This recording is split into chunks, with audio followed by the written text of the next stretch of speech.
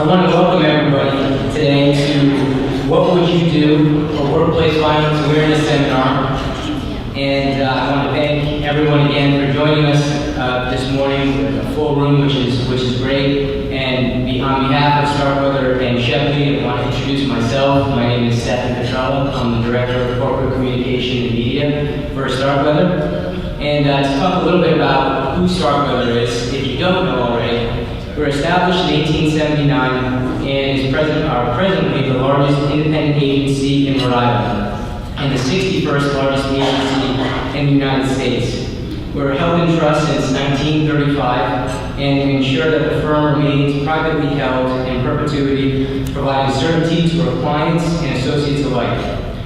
Starkweather provides commercial and personal insurance, health and employee benefits, surety bonding, and risk management services. These services are provided nationally and internationally through our partnership with Assurance Global. We're headquartered in East Providence, Rhode Island, and have offices in Westerly, Rhode Island, Bristol and Shelton, Connecticut, Westwood, Sturbridge, and now, as of recently, Sagamore Beach on the Cape, as well as Martha's Vineyard, Mass, Palm Beach Gardens, and Fort Myers, Florida. So I want to start off the seminar by introducing our sponsors and partners and thanking them. First, Philadelphia Insurance Companies, Pinot Mose, DeVero, and O'Gara LLC, counsels at law, Neighborhood Health Plan of Rhode Island, and the Providence Police Department.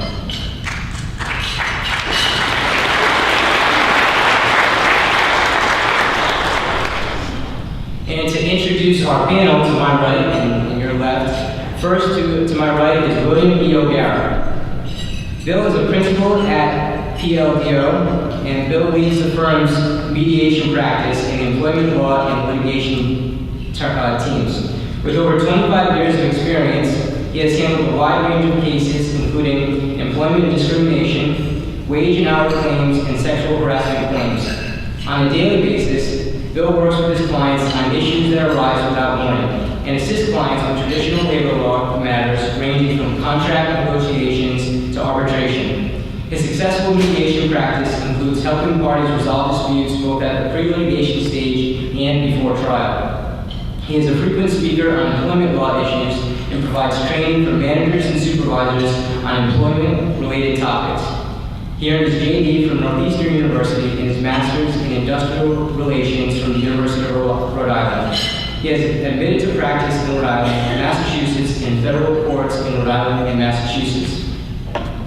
2 seats over from Bill is Sean Cottrell. Sean is Senior Vice President and Human Service Practice Group Leader for Starkweather and Shepley. He is a member of the 2013 PDN 40 Under 40 honorees. He's president of the board of directors at the Children's Workshop Foundation and a board member of the Phoenix House of New England. Sean specializes in human services and nonprofits, serving clients on a regional level throughout New England.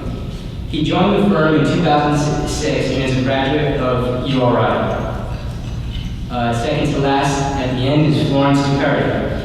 Flo is our Vice President of Human Resources. Having joined Starkweather and Shepley in 2012, Flo has spent her entire career in the insurance industry, working in claims, underwriting, and then moving into human resources in 2005. Flo obtained her human resources certification from Bryant University. Her training certification from Brown University is a proud graduate of the University of Connecticut. Next to Bill is Helena Chmilenski. I think I said that right? So Helena is the Information Security Officer for the Neighborhood Health Plan of Rhode Island. Helena's experience is vast and multifunctional in areas such as information security, IT strategy and governance, business continuity management, and enterprise risk management. She gained her extensive experience working for companies such as Textron, CVS Health, and KPMG LLC. Helena is a graduate of Johnson & Wales University with a BS in Business Management and holds several professional industry recognized certifications such as Certified in Risk and Information Systems Control, Certified Information Systems Auditor, and Certified Third-Party Risk Professional. And lastly, and certainly not least, we have the Providence Police Chief, Hugh Clements, all the way to the right. Hugh Clements was sworn in as Providence police officer in 1985 as a night patrol officer in the Uniform Division of the Providence Police Department. Throughout his 33 years with the Providence Police Department, he has rose through the ranks, serving in many different capacities in several bureaus within the department. He served as deputy chief and was appointed acting chief in July of 2011, and then was appointed the 38th chief of police in January of 2012, and promoted to the rank of colonel. Chief Clements received a Bachelor of Arts degree from the University of Rhode Island and a Bachelor of Science degree from Roger Williams University. He holds a Master of Science degree from Boston University. He attended many specialty schools throughout his career, including the Harvard Kennedy School of Government Senior Executives and State and Local Government Program. He is also a recipient of the Neil J. Houston Award and an inductee in the RI Criminal Justice Hall of Fame. Colonel Clements was voted on the executive board of the New England Association of Chiefs of Police and has served as president of the Rhode Island Police Chiefs Association. Over the last several years, the Providence Police Department has been recognized regionally and nationally for their approach on many challenging issues facing law enforcement in our American society. For the second time in the last 5 years, the Providence Police Department is once again hosting the Problem-Oriented Policing POP conference later this month in downtown Providence, and that's November 5th, 2018. So I'm going to get started with a short video, and then we'll go into our topic.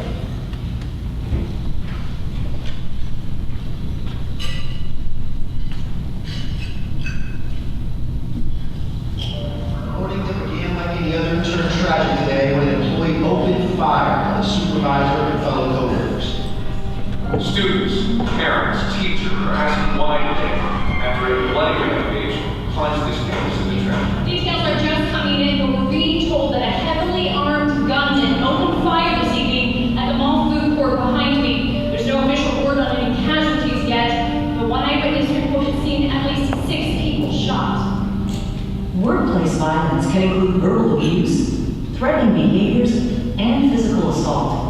Also known as occupational violence, these incidents are not always due to external threats such as hostile clients or intruders, but are frequently initiated by coworkers. Factors such as stress, personal history, or a simple difference of opinion may escalate a disagreement into a potentially violent or threatening episode. In order to protect yourself and others, employees need to be aware of the warning signs of violent behavior and know how to respond if an incident occurs. So we wanted to start this panel off, and really it's more of than a panel, it's more of a communication with our panelists up here today. And to get that started was to define what is workplace violence. And workplace violence is defined by the United States Department of Labor as any act of physical violence, harassment, intimidation, or other threatening, disruptive behavior at the work site. And for everybody in the room today, we thought it would be a good idea to give some objectives as to what we're going to be speaking about today to really help you and your organization moving forward. So a few of these objectives are 1, evaluating the risk of violence, 2, the role of law enforcement, 3, what to do during an attack, and 4, the necessary steps your organization should take. So I want to hand the microphone over to the panel. And Helena, let's start with you and talk about what types of workplace violence are out there today. Sure. Is this on? Can y'all hear me okay? So there's, about 4 different types, and the first one is random. It's the kind you really can't plan for. There's no rhyme or reason, so it could be anything or anyone. The second could be a client or a customer that you're dealing with. So they're not happy with the service that you're providing or how you resolve one of their issues. The last 2 is your former employees, someone that had some type of interaction with someone that works with you and they're disgruntled and unhappy. And then the last one is not related necessarily to your organization, but related to an employee. So they have a relationship with someone that works with you. And Sean, let's pass it over to you because obviously multiple different types of violence out there in the workplace, maybe some best practices as to mitigate that type of risk? Absolutely. Thanks everyone for coming. From my standpoint, when I'm looking at this topic, obviously it's a very tough topic to talk about, but it boils down to best practice and common sense. A lot of times when I'm dealing with my clients, simple things aren't even undertaken, such as locks on the front door, situations occurring in the office, disputes between employees, let go unchecked by managers. So from my standpoint, really just being aware of what's going on in your organization, taking the necessary steps from a basic risk management standpoint. A couple that I would give to you today, requiring all visitors to badge in or check in at the front desk, not allowing them to get into the building without being accepted by that front desk gatekeeper or whoever you have out front. We're going to talk later in the presentation about if something does happen down there with someone trying to get in your front door, what's the situation? What's the plan? What is that person supposed to do? Has management communicated clearly what the role and responsibility of those employees at that kind of the gatekeeper level are supposed to do? Have we gone through assessments? Have we interacted with local law enforcement if we're a larger organization to have them come in and tour a facility before an incident happens?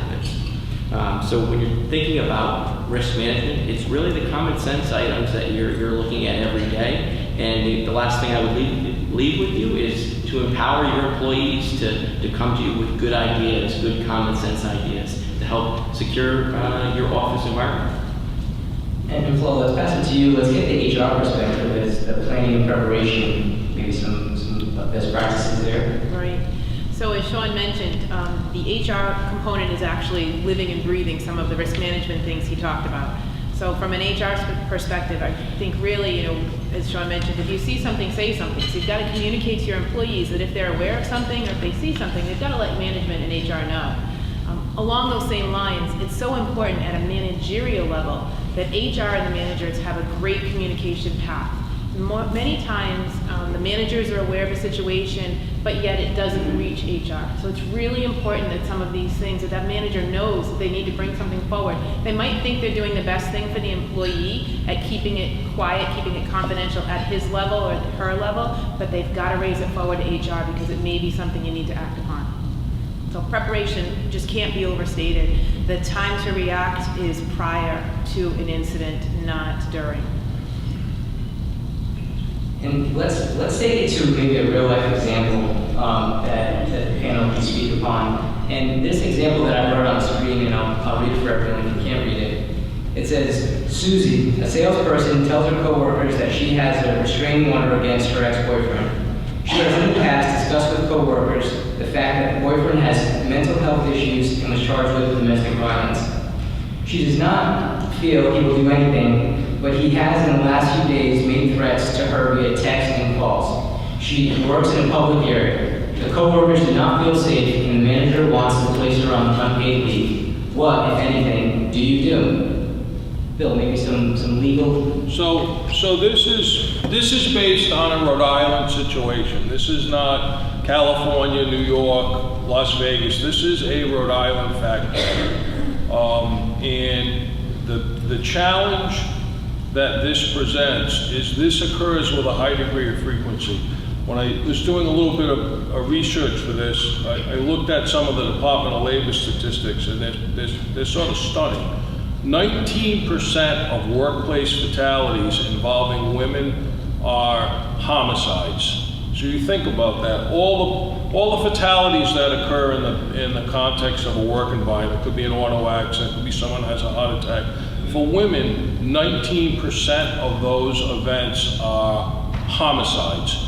Of that, a third have some domestic relation component to it. Because if you think about it, if you have a female employee that works for you and she has a crazy ex-boyfriend or a crazy husband, they may not know where she lives anymore, but chances are they know where she works. So these events take place. They take place with unfortunately, with a fair degree of frequency. In this situation, what the employer has to do is you have to thoughtfully balance the interests of everyone involved. And here's what I mean by that. Rhode Island, by law, protects employees from discrimination based on the fact that they have a restraining order against someone. So you don't have the option of simply saying, hey, there's a restraining order that you've secured against the boyfriend or the ex-spouse, so we've decided to terminate you because you present some sort of risk. To me, what this requires you to do is it requires you to move quickly. You need to evaluate the risk. You may need to do an investigation as to who's the boyfriend. What's the history here? Is this a real and present threat of violence? Is this a situation where this person has a track record that you are legitimately concerned about the safety of this individual? Unfortunately, to me, the key event here is she works in a public area. So the idea that I can simply go to the receptionist, hey, if you see so-and-so, don't let him into the space, depending on what your operation is, that may not be a real option. And so the critical steps that need to happen, and they need to happen quickly, is you need to get some outside expertise and guidance to evaluate what is the risk here. Is this a situation where I may have to terminate this person's employment? Do I put them on leave? Is this a situation where I evaluate it and decide, no, this person doesn't present a risk? In this particular situation, and I won't identify the employer, the individual had a history of assaulting police officers. I mean, the guy was a maniac. So there were not good options as to how to move forward other than removing the employee. But that can't be a knee-jerk response. And if there's anything to come away with it, you need to have a domestic, you need to be prepared for situations where domestic violence sort of bleeds in to your operation, because it happens with a fair degree of frequency. They're unpredictable situations. They can escalate quickly, and the notion that this is just going to sort of go away is a risky path to take. And Bill, is that the same, because you had mentioned that it happens in a public area, if it's a private organization, is it the same type of situation? Yeah, it's not so much a public employer versus private employer. It's sort of what's the nature of the operation. So do you have a business where, as a practical matter, people can just come in and take action? There's a Harvard Business Study article from last year that focused on an incident, a terrible incident Nordstrom had at a Chicago store about 4 years back, where we had a salesperson, a threat was made, the crazy ex-boyfriend came in and killed her and then committed suicide on the sales floor in a mall. I mean, unfortunately, these situations, again, they can escalate quickly. They can go in directions that you never anticipate. And for the HR side, what the HR side should be doing is looking for, do people have restraining orders? What's the circumstances? What are we hearing? We need to make a phone call, because no organization internally is going to have that expertise to sort of immediately go, I know the answers to this. This isn't like, oh, how many days do you get off for family medical leave? It's not that. It's situations that arise quickly and they require you to act on them quickly. And is there anything that employers are able to do legally as far as screening potential employees coming in as to their own history? Yeah, it's not, I mean, there's no, I mean, the background checks that you do are the background checks that you do for anyone. I mean, it isn't like there's a box that you check and go, oh yeah, this person's a lunatic, and they're gonna come in and shoot up the place. I mean, unfortunately, if it was that easy, it'd be a relatively simple task. I mean, you're gonna do all your background screenings, you're gonna do all those things, but you also have events where people can change quickly. I had a situation with a local hospital where we had a staff position who was perfectly normal for some period, then decided to get heavily into firearms, made strange threatening statements to co-workers regarding his boss, and we had to have, we called, it happened like that. We called Providence Police. Providence Police stepped in. We essentially intercepted the guy when he entered the building. He had a gym bag with a loaded handgun in it. I mean, who would have expected a physician would be wandering around with a gym bag with a loaded handgun in it? But that's what we were dealing with. And again, it's a situation that can arise quickly, and you need to have a policy in place about violence in the workforce. You need to plan for it. But I think the key takeaway is when these situations arise, we can't have a conference 5 days down the road. We can't sort of wander around deciding, well, who's going to deal with it. We need to deal with it quickly. And Helena, maybe you can give some best practices of what to do with this type of information? Sure. I think as Bill mentioned, the key here is to act quickly and to put safety first. So if something does come up that makes you aware that there's a potential escalation for a situation, you absolutely need to engage with the local police. Make sure, as Bill said, that they are involved and aware of the situation. They can actually help you assess the threat. Is it real? Does this person have a history? Really know what you're dealing with is the best way to deal with it. And also the safety of the employees. So I think from a legal perspective, Bill covered all of that, but again, safety first, awareness. The employees that are in immediate danger, make sure they know what this person looks like. And especially your front desk, your security people, making them aware of this threat. The worst thing that you can do is not communicate. It's best to communicate and make people aware of what they're potentially going to have to deal with if for some reason this person was walking the door. So again, act quickly and communicate and bring awareness to the situation. Well, let's take that last statement, and let's say from this exhibit that the boyfriend now shows up into the workplace and he's looking for Susie. And Chief, let's hand it to you. What's the role of law enforcement in this situation now? So from a law enforcement standpoint, you probably waited too long at that point if you're calling us after he has entered the workplace. My major takeaway to the group is, and I think it's already been highlighted by every panelist to this point, is preparation and relationships. So preparation with proper policy, proper discipline, proper programs in place in your respective workplaces, but most importantly, relationships. You know, Rhode Island and Providence is a city-state, so much happens in the city of Providence. We deal with a very wide spectrum of calls.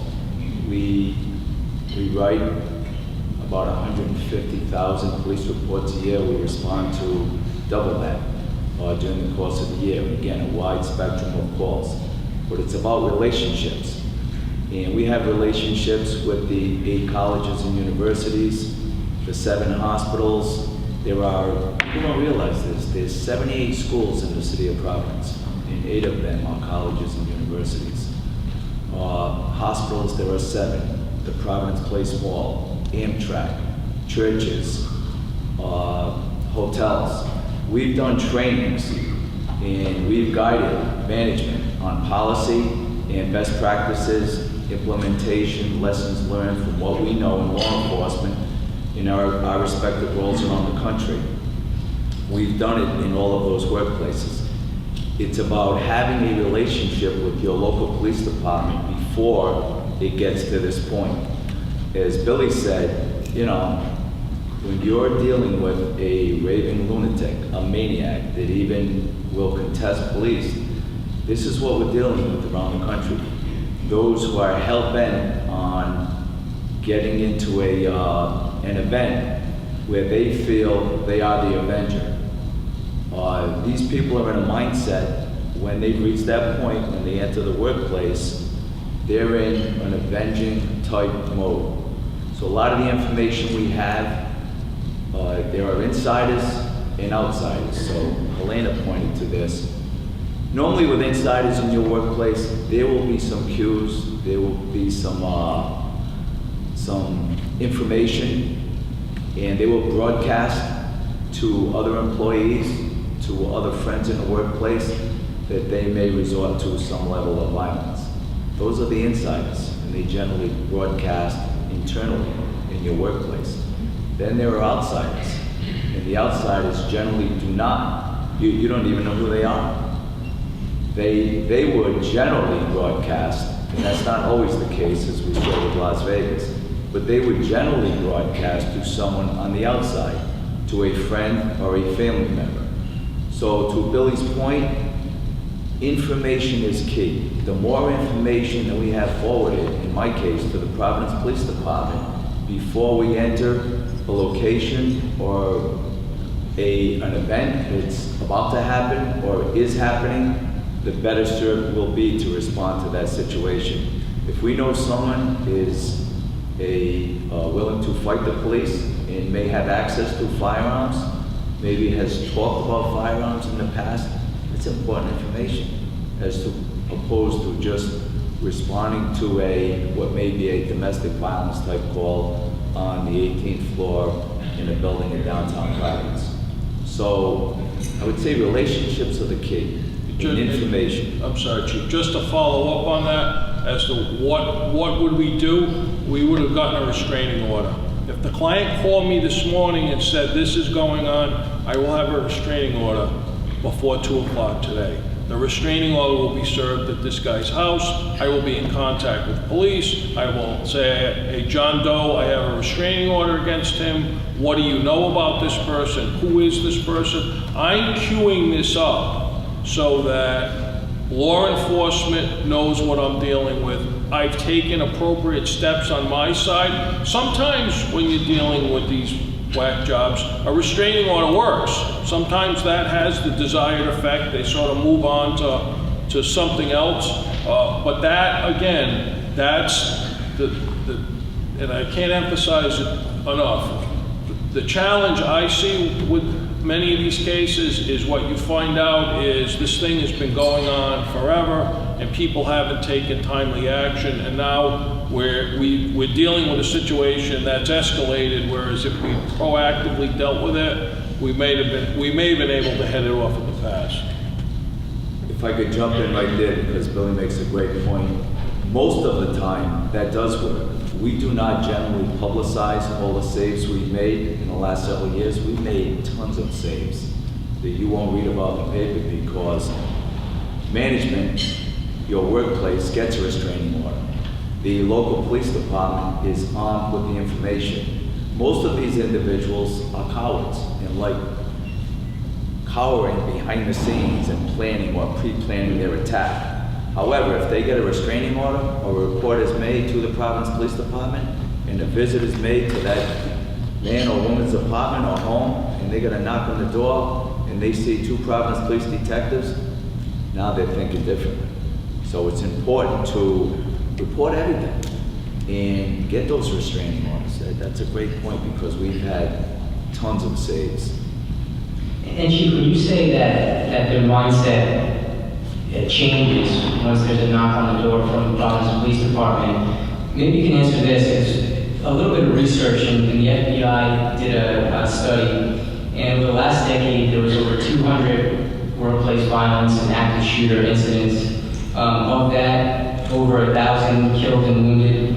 Of that number, 35% of that exchanged gunfire with law enforcement. And of that number, 54% of those individuals then committed suicide. So do you think that once they get the knock on the door, it changes them or they have to take a radical action? Or do you think that they've already had some issues in the past and this just is another trigger that, or upsets them? So I would say, and we all know this from reading the paper and from watching the events around this country in many municipalities around this country, there is no magic solution. There is no perfect answer for every situation.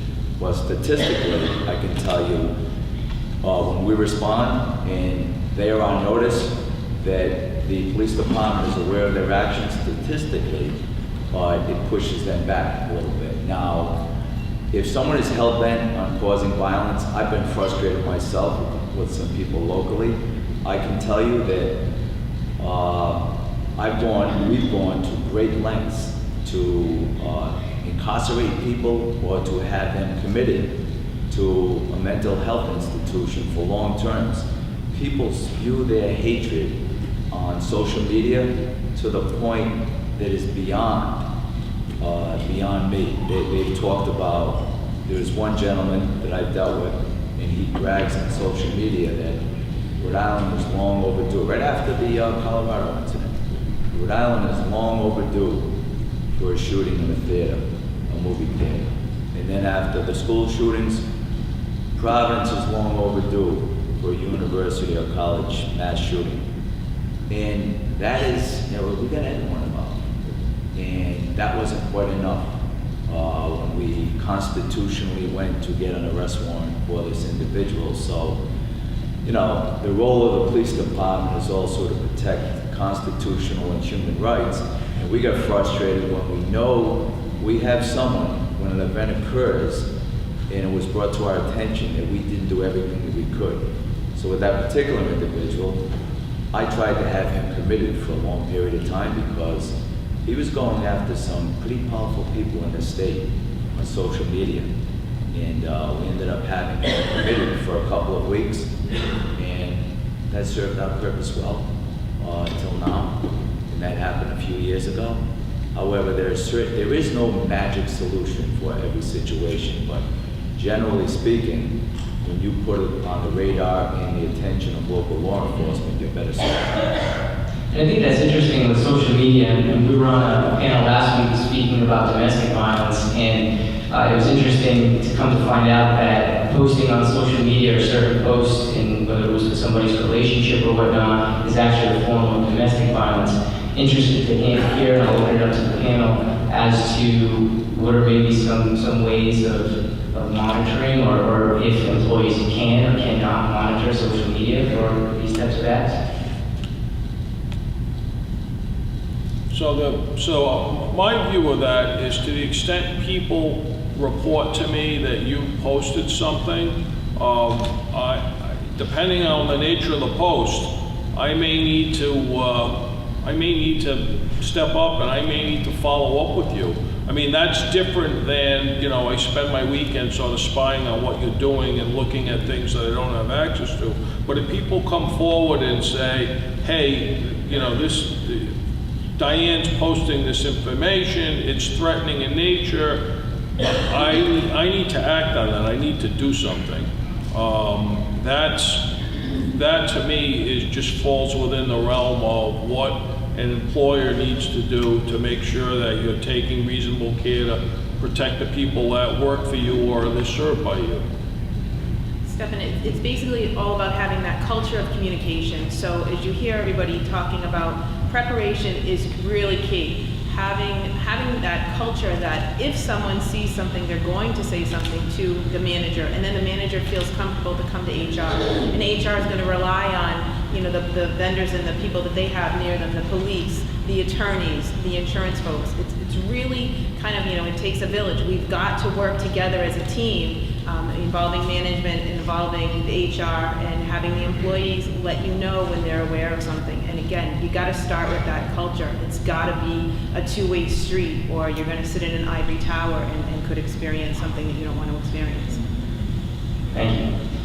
So I'd like to take that exhibit to exhibit 2. So let's expand on our situation with Susie. And 9 a.m., you're in your office, gunshots are heard, first floor of the office building.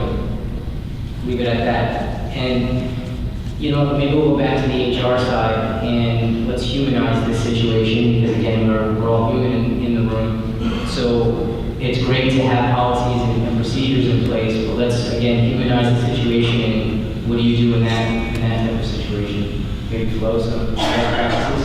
Hopefully none of us will ever have to deal with this, and again, that's why the preparation is so key.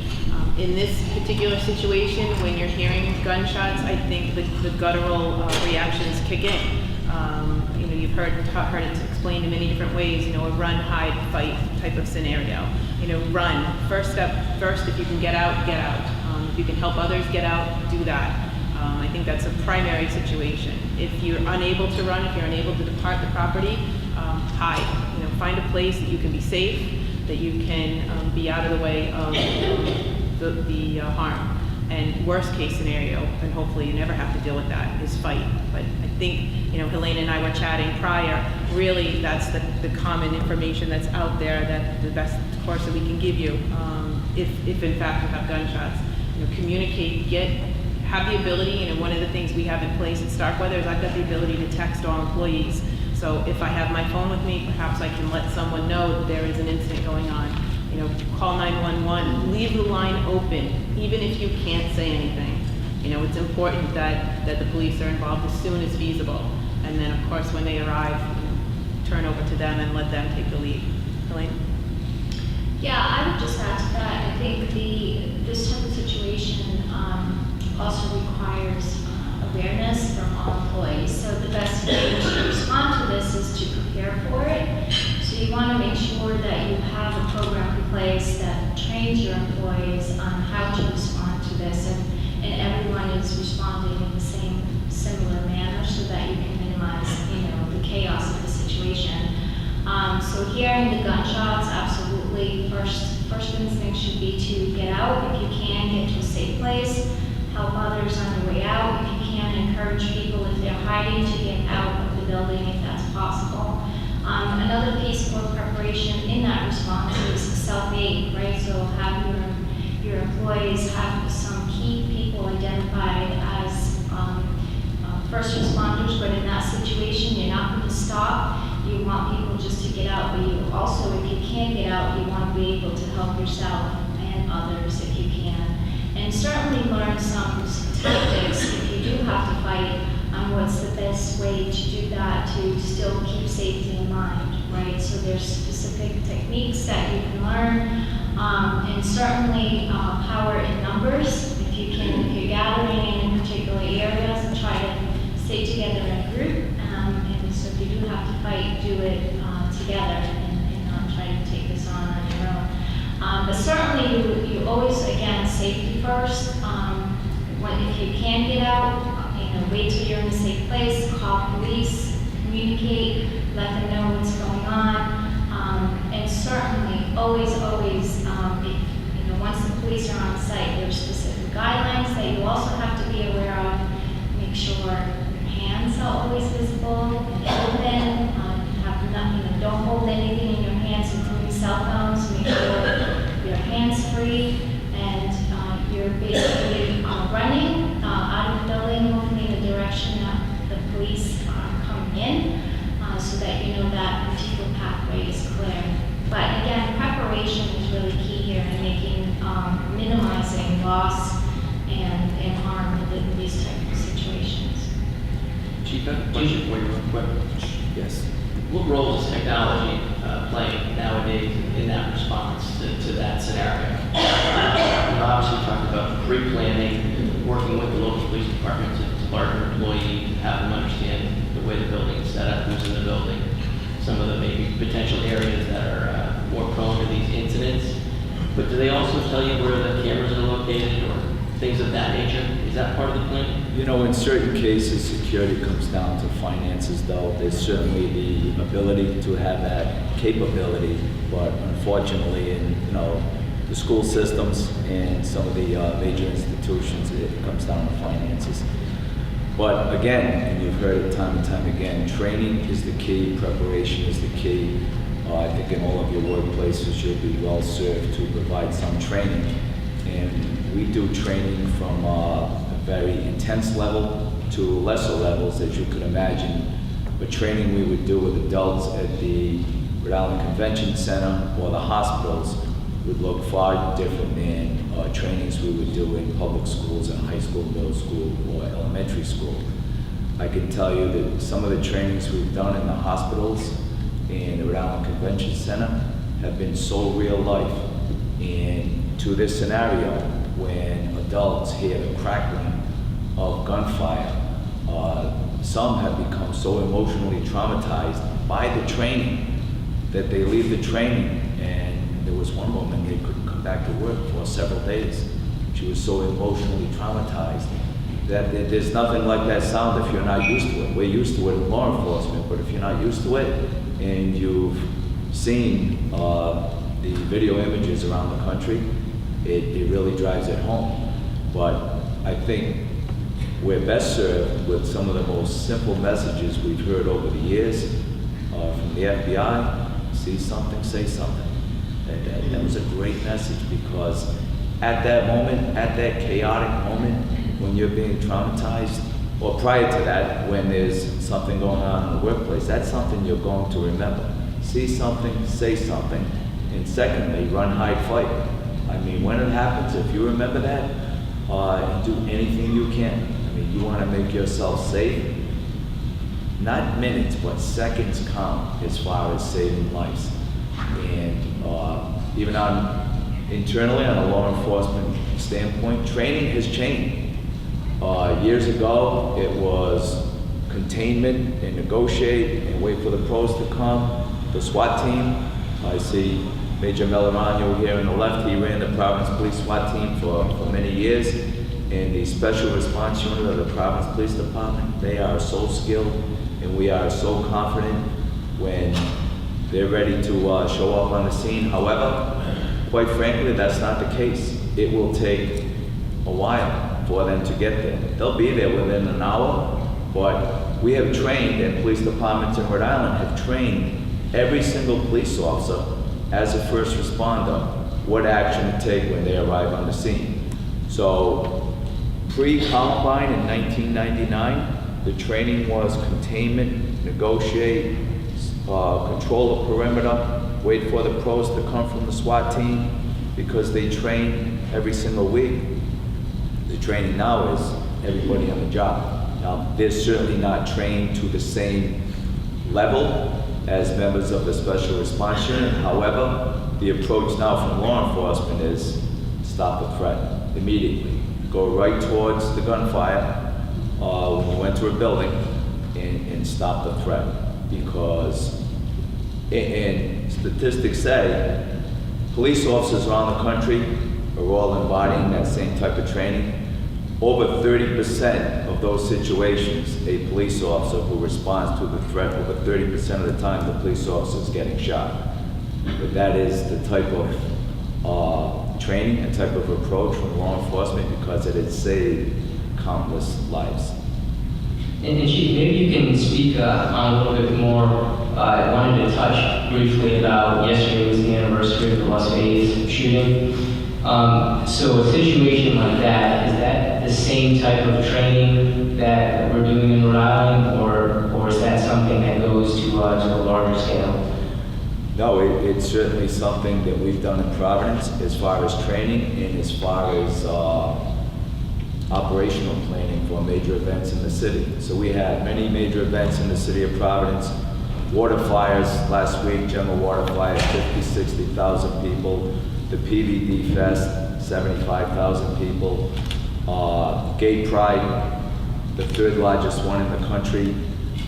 We police those events differently now because of every single event. There are lessons learned from all the way back from Columbine, each event that has happened right up to the Las Vegas shooting, that we now train differently and we operate differently. So when you come to the city of Providence, you won't see it necessarily, but now that I'll say it, you may take notice of it. But this weekend will be the Columbus Day Festival, and for the last several years, in major festivals, we will have large vehicles on Atwells Avenue.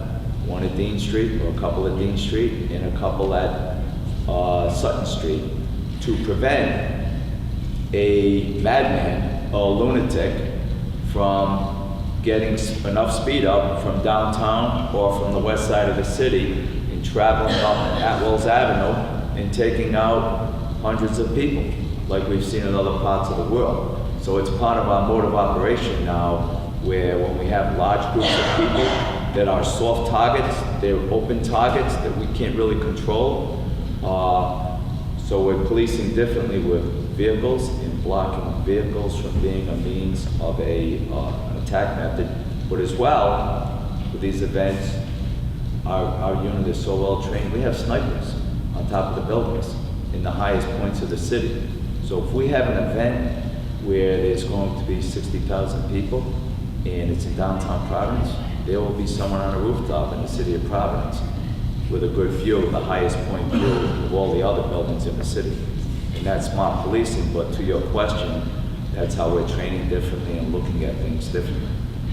Thank you, Chief. So what I'd like to do is invite the panelists, and I know we had given some objectives in the beginning of this seminar, so maybe to reinforce some of those objectives, and I'll go through them, and you guys jump in whenever you feel necessary. So our first objective of evaluating the risk of violence.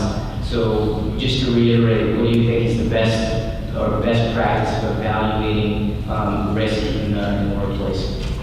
So let me take a shot at that. I think, for me, the takeaway from this, for the people in the room, the low-hanging fruit is you need to have a policy in place. That's the easy one. Unfortunately, in the HR world, I think we're sort of too dependent on, gee, I have a policy in a three-wing binder and now I'm all set. But the real task and what people should be aware of and understand is critical is timely risk assessment. And what that means is you need to look at each situation and you need to decide what's the risk here. Is this a risk? I fired Sean. After he was fired, he's posted things on social media. He's called. He's made threats. What's the nature of the threats? What do I know about him? Do I need to get a restraining order? Do I need to contact my local police? What do I need to do? I need to make that assessment in a timely manner, and I need to evaluate that in a meaningful way. And again, I'm not suggesting that people sitting at the table are going to internally have that expertise, but you got to pick up the phone and you got to talk to people that do have the expertise when there are signs there that this could escalate to a situation where there's violence. So for me, timely risk assessment is the key takeaway from it all. Helena? Yeah, I would add to that the way to make it timely is to, again, make sure that your employees understand their role and the whole, if you see something, say something, right? So if you hear coworkers, or if you see a change in their behavior, you want to make sure that you say something. It could be nothing, but it could be something. So you want to just have all employees have that situational awareness and know when they need to communicate up, when do they need to talk to a manager or HR and say, hey, I have a concern, this is what's going on, we may need to look into this. So all employees have a role in this. So it's not just an HR issue or even a crisis management issue. It's all employees need to be involved in the prevention and preparation for these situations. Thank you, Sean.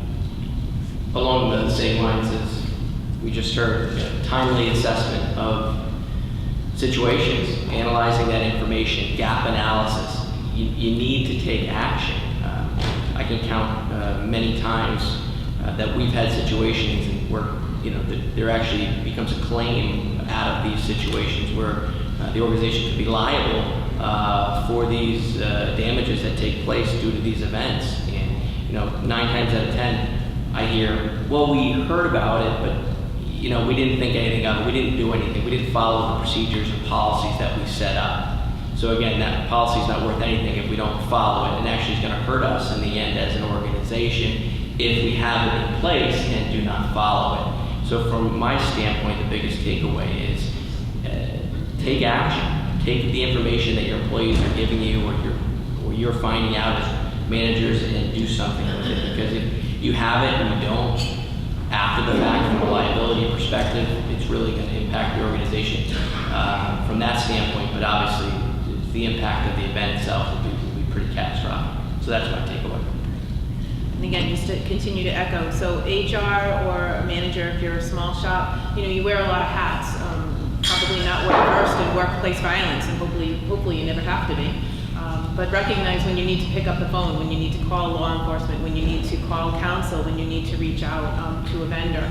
I can't underestimate or overstate the importance of an employee assistance program. They're invaluable to help me and provide some guidance to me when I have the time in a situation to make those phone calls. It's really, wearing many hats. You've got to rely on the experts that you have around you to help you and guide you in these kind of situations. And I would add, in closing, make a connection, have a relationship with your local police department. The first time you call them shouldn't be when an event is occurring. You should know someone in the command position of your local police department to at least sit down at the table with your management to help with your floor plans, your security plans, have tight policies. Discipline is key. If you let people know, employees know in your workplace, that certain behavior is unacceptable, whether it be on social media, whether it be disruptive behavior in the workplace, you will be better served.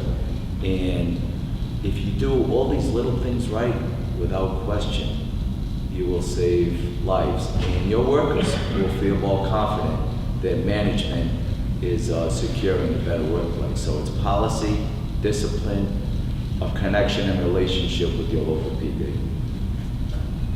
Thank you. So I'd like to open the floors for some Q&A for the panelists. Anybody with a question? Yeah, we'll bring that microphone to you.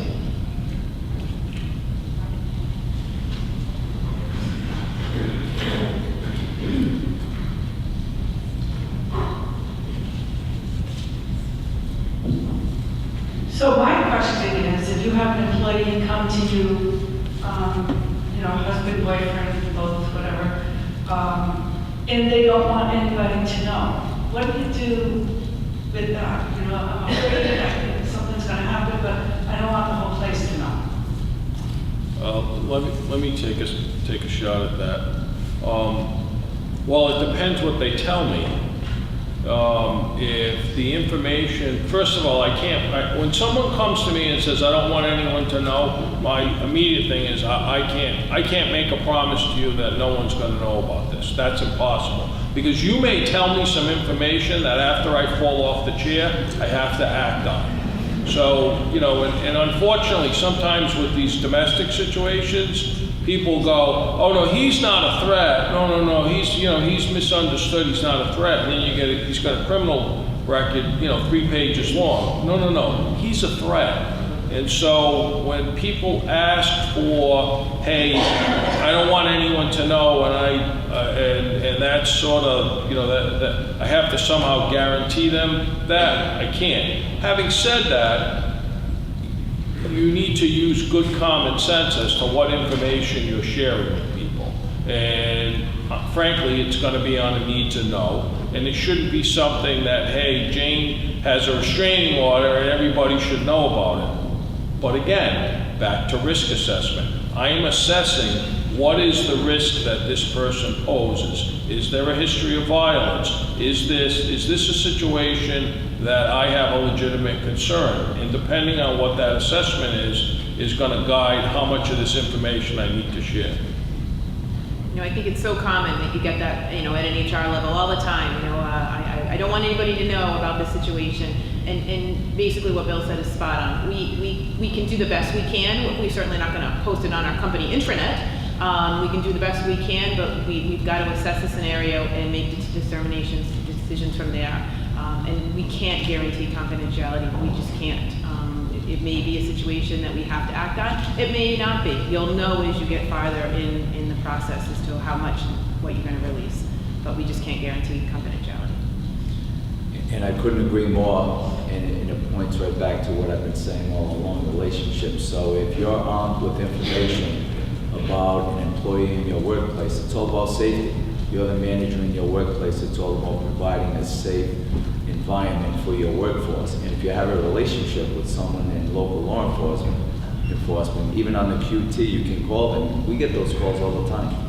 If you ever heard of so-and-so, he lives in the north end end of the city, and we'll look and we'll say, yeah, we're familiar with him. We've responded to several calls at that location. Yeah, it's not as serious as you might think. Or he's that raving lunatic that Billy referred to, and no, it is something we should have our eye on. Generally, the code word is, we're familiar with him. That's not good. It's not, he didn't go to the Christmas party, he doesn't go to the awards events. No, they've wrestled him to the ground and had to throw him in the back of a police car several times.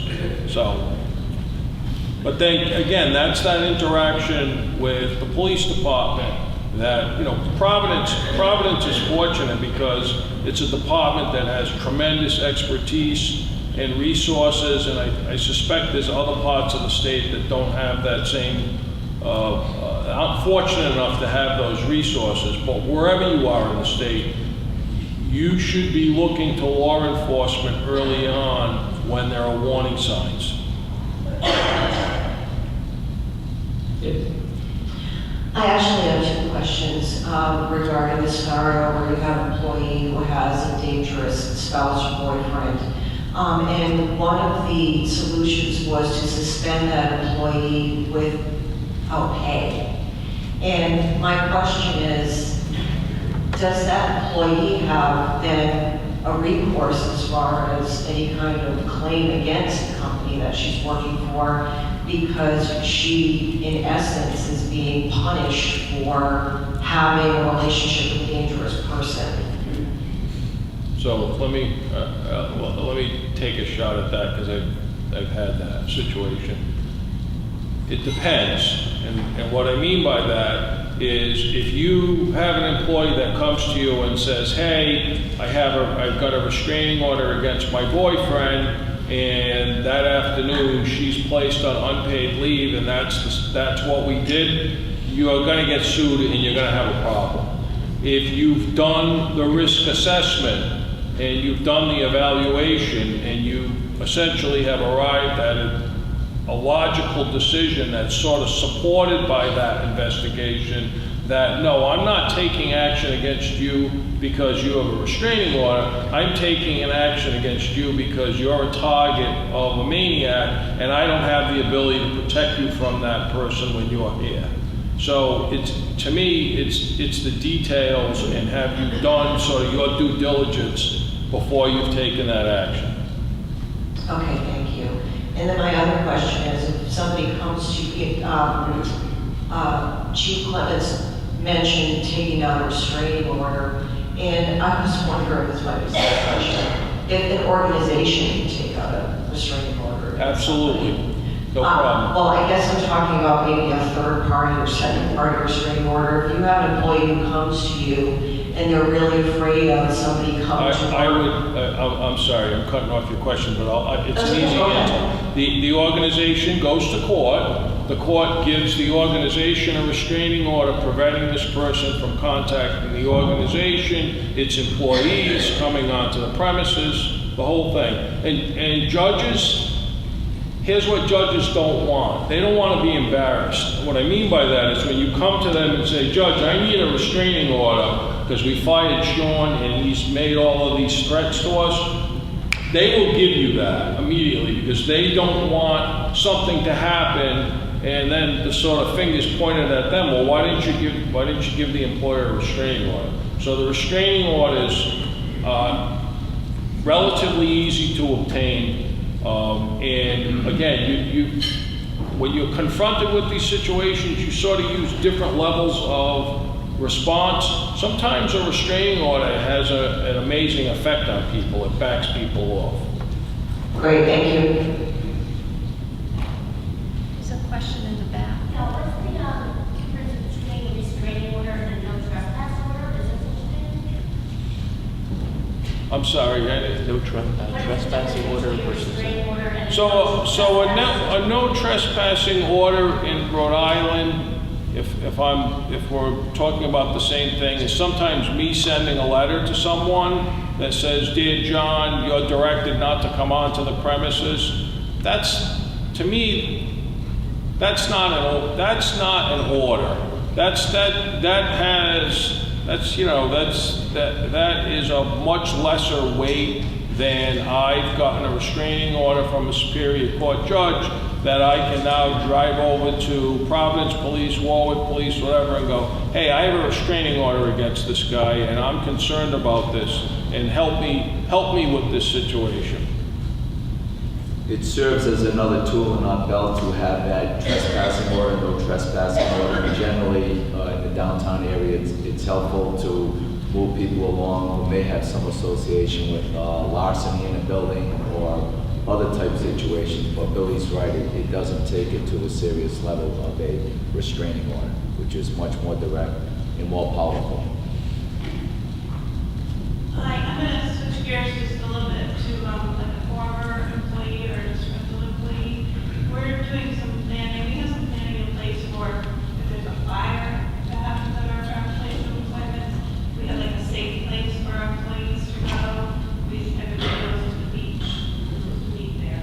So we want to institute something like that for workplace violence. But if you have a disgruntled employee, they're going to know your plan. Is there any recommendations from the panel how to handle that? Like if you institute a plan, we go back to our place of appointment, come up with a plan where we should all meet or something so we can all make comments more. I just feel like a disgruntled employee is going to know your plan. Does anybody have a view on that? No, good point, and that's scary in that they'll know where everyone is huddled up, and if they have a pre-planned attack in mind in their head, it's dangerous. And again, it points to there's no magical answer for every question. However, if everyone in the workplace knows that Jimmy's off the reservation and more recently he's talked violently, then they're not going to be listening to him, or they're going to be cautious of, hey, maybe something's up with Jimmy. Or yeah, there's no magic solution for someone who has internal information like that. We've had situations in the police department going to restraining orders or people who've been severely disciplined, where they've made threats against other members on the department or command staff, where we've had to have gotten restraining orders. And these individuals carry firearms, even though we get their service weapon, their department weapon, they may have several weapons. Look, it's a hateful time. It's a different world we're dealing with right now. And I think all the information that we're armed with, the better situational awareness. Yeah, that's a tough question when you have someone armed with internal information. Yes, sir. We show the run, hide, fight video every. Yeah, I show the run, hide, fight video every year. Train all the employees. I think it can be a deterrent that a disgruntled employee might say, "Well, these people have their act together," or I might have some kind of resistance if I do that. So, and the other thing we do when we do evacuation drills, and we practice and we train every year on that, is obviously if you have an active shooter situation or a violent situation, it's not an evacuation and assembling. It's an evacuation and disperse. And you have to be able to communicate that during the drill, and whether it's severe weather and it's in a basement, or you're evacuating for a fire, or you're evacuating because of a workplace violence situation.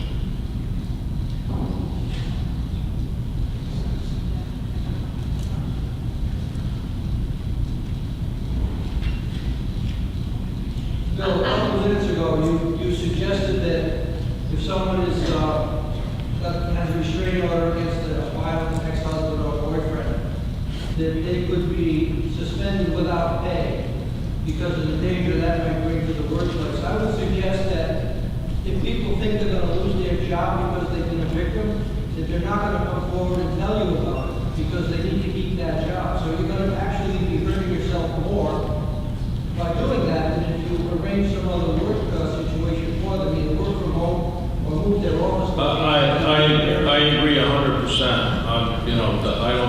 I hope people don't misunderstand my advice to be, if someone is confronted with a restraining order and a crazy ex-boyfriend, that they should, have a convene the meeting and then fire the person. That wouldn't be mine. That's not my guidance. I'm sort of addressing that from the standpoint if I'm presented with that situation because it's already taken place. I wasn't involved early enough on to give them some guidance and to see if they looked at other alternatives. Right, I think that's an organizational decision to make on how they're going to handle that. Hi, so a couple of things that I took note of is if you've got employees and you have to plan in place, I was thinking that perhaps a group text, which you eliminate that person, if you just send it out to everybody else, might be a good solution to that situation. I work in public media, and as you know, it's a targeted place where it's very random. So we're quite proactive with this. And one of the other things that we came up with this summer is that in a situation like that, we would always want to make sure that we can identify within our organization the individuals who would be cool, calm, and collective. Because in situations like that, people tend to get very emotional and very loud. And so that was one of the other things that we identified, was to identify those individuals within the institution that could always remain without motion during a situation like that. And they could be the ones who would be responsible for sending out a group text, cleaning up the text before it went out the door. It's just a couple of suggestions that we've been working with. I would like to suggest, though, that in a situation like this, when it's an active threat and you can evacuate at that point, it doesn't matter where you go. As long as it's a safe place, you can account for your employees after. You know everyone is out of the building and the situation has been contained.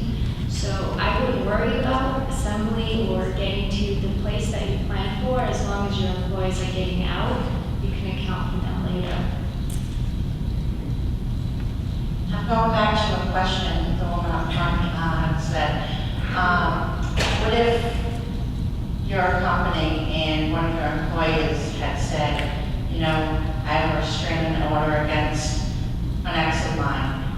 Can the company get a restraining order against him even though he hasn't threatened the company? So since I've gotten too many of these restraining orders, basically the connection, the only connection I need is, has this person made a texted a threat during work hours, tried to call the person, done anything like that on work hours, then it's very fair game for me to go get for me on behalf of the organization to get a restraining order against the person.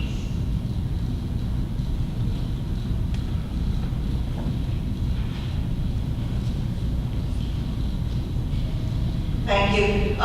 So I want to go back to very early and just second that there are many missed opportunities to refer people for assistance before it gets to the most extreme. And what I've seen with referrals of people who are struggling with intimate partner violence is that they really need the support of that community to stop the interacting with the person who is the risk person. And so it's really important, thank you, Flo, for referring to your EAP, but also just, give that extra encouragement to the person coming forward, that the experts in this, in the domestic violence community, can really help them and for their workplace to reduce the risk.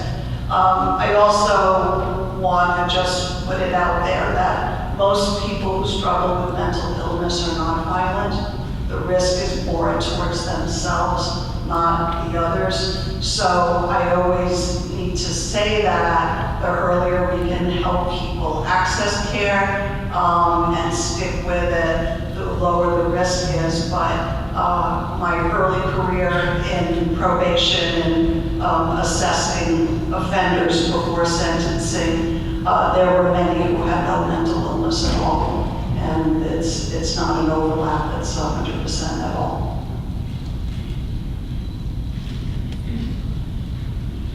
So we talked a lot about protecting employees in our workplaces, and for those businesses that are places of public assembly, what is our responsibility and action for the protection of our customers as well as our employees, and what is the role of our employees in that? Like, we want our employees to be safe, but we also want our customers to be safe. So your employees should be helping you with that in identifying risks and conveying that information up the chain so that we're, as an organization, we're responding to risks in an appropriate manner and to say it for the 58th time in a timely manner. So it's not like there's a different duty or an obligation, but an organization acts through its employees. If the organization needs to rely on its employees to come forward, the employees need to understand that there's a process, the employees need to understand the organization's actually going to do something with the information. And the training that you get as an employee in one organization will stay with you. So when you walk into a public place as a customer, you can apply the same training to that situation. So that's why it's important that all organizations take this seriously and train everyone so it becomes part of your intuition on how to respond no matter where you are. So, Tom, was your question geared more towards, so you have the folks there, they're in a confined space, they only have so many exits, they're not familiar as much as you would be as an employee of the venue. What's your responsibility to get that out safely? Yeah. So like, if the mantra is every person for themselves, run and scatter, I mean, we need our employees to help our customers figure out how to run and scatter. So where's that line between caring for the safety of our employees, but who are also almost first responders on the scene at the same time? Chief, do you have any thought? Yeah, it's certainly public venues are very complicated and problematic, like State House, City Hall, the Providence Place Mall, and then you go all the way to Gillette Stadium. Or it's complicated, and I know many of these places, they have signage indicating what to do in an event of an emergency. You go to the Civic Center, and they'll tell you at the start of a game the proper egress areas and what to do in the event of, a major catastrophe. So it's just with soft locations like that, it's difficult. But I would say in buildings like City Hall or DMV, it's access codes. So when you have someone who comes in the building and you direct them to where they think they're supposed to be or what their issue is for that particular day, if something's out of place, and security should take notice of that. So it's a security plan within that respective venue and access points. People should only be in certain areas at certain times. Even in the stadium, I mean, they shouldn't be in the concourse area, walking around the back there where they don't have access to. But they're more difficult and problematic to manage, no question. And I think it lends to preparation on as the organization's part. So, unfortunately, since the station nightclub fire, we all probably know where the exits are at any given point when we're in a building now, right? So hopefully your clients and your customers know that, and if your employees are trained, they're trained to recognize, hey, come with me, we're going. And hopefully, the more training that they have, it'll fall and into an automatic. So I have a follow-up question for Bill. From the I'm standpoint, not here to answer your question. this one. So along the lines of Tom, what liability do we face if, for some reason, we knew ahead of time we had that kind of critical information given to us and we didn't respond timely and an incident occurs? Well, the real question is how much coverage do you have? You need several layers of coverage for that. I mean, it's a negligence thing. So, we need, it's like any other threat. We need to, when there's facts or information presents itself, we have to, the law imposes a duty on us to act. We have to do something. Any other questions?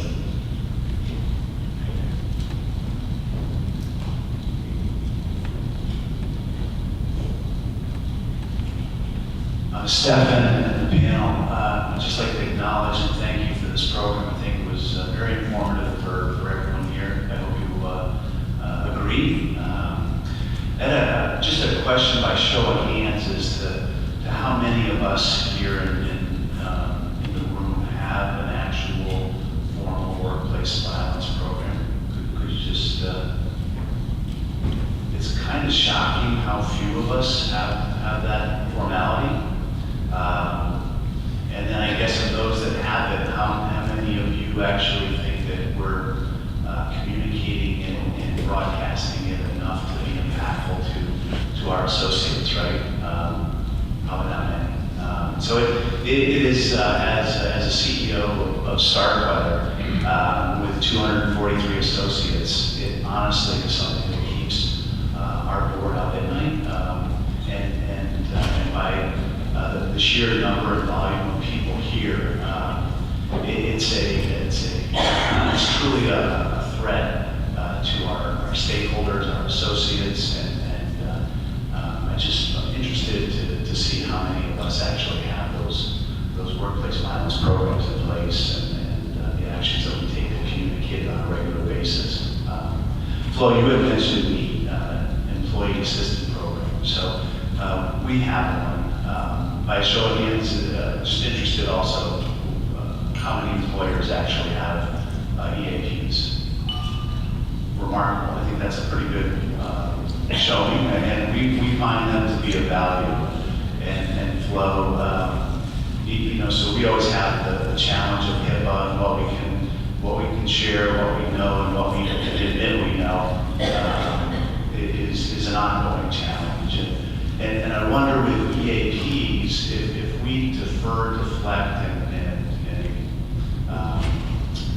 refer an associate over to an employee assistance program, and they take action, they become involved, and maybe this is something for law enforcement and for you, Billy, to reflect on. So I guess we maybe transfer some of our liability, but we're probably still responsible. The courts will decide. But I wonder, does the employee assistance plans, do they, or programs, do they have a responsibility to regularly inform us as employers and include you, law enforcement, if it gets to a level that they believe is a threat, a critical and meaningful threat? Certainly in my agency internally, we have a pretty robust EAP, and yes, it is their responsibility to push up information like that, which could tend to cause an unsafe work environment. And great points. I think the key takeaways there are policy, type policy, constantly revisiting policy based on events that have occurred elsewhere, best practices, and discipline. Discipline is key in that letting employees or people who frequent your organization, letting them know what is unacceptable and not tolerant of at all. I just want to add a couple of points to that. So with any risk management, you mentioned sharing that liability. Just remember, you can share the liability as an organization, but you can't transfer the responsibility. So even with EAP programs, they also have a responsibility. If there's a safety issue in mind, they need to escalate that. It's the same thing if you go to therapy and you talk about, any safety issue, they also have a responsibility to report that to the authorities. So anytime there's a situation where you're talking about harming yourself or others, there is a responsibility to report that. So just keep that in mind. But again, as an organization, it's great to offer these programs to your employees because it's absolutely helpful to them to have someone to reach out to and talk to. But you as an organization still have a responsibility to be aware of the threats that are surrounding you. And going back to what the chief said, it's about relationships. So having that relationship with that EAP, that they will make those calls. They look at an imminent situation. That's when they're going to notify you. If they feel, based on their information, that the situation or the threat is imminent, then they will reach out to you. But having that connection, so they feel comfortable and they will call. I reach out to our EAP on a regular basis, and I find their help just basically invaluable, really, from an HR standpoint.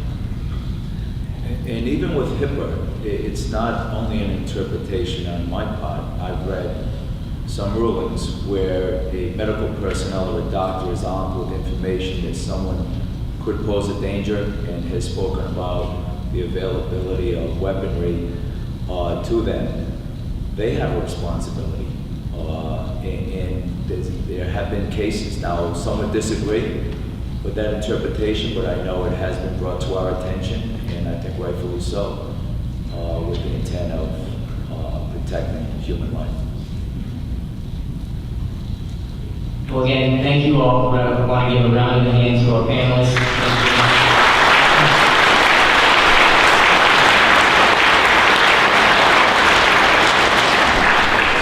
And just a few closing remarks.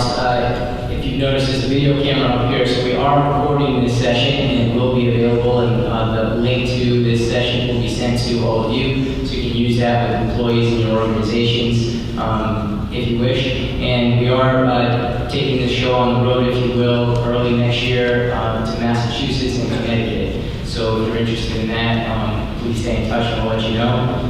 I want to give another thank you to our sponsors, Philadelphia Insurance, PLDO Law, Neighborhood Health Plan, and the Providence Police Department.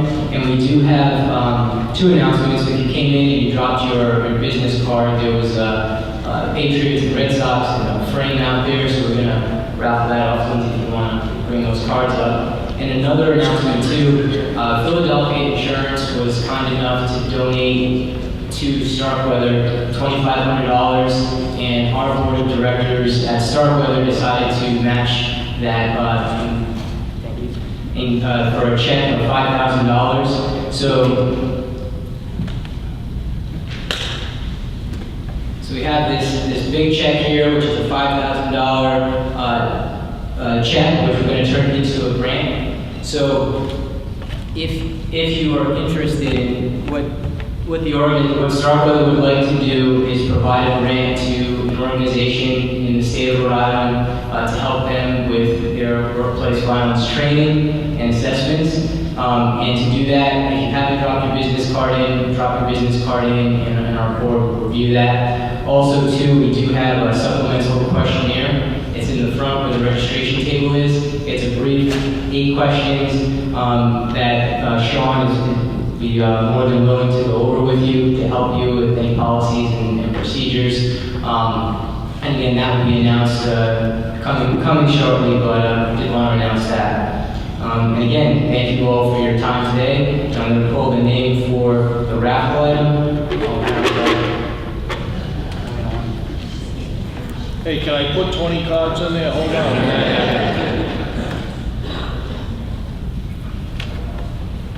And the winner is Stephen Malagano from Roger Williams University.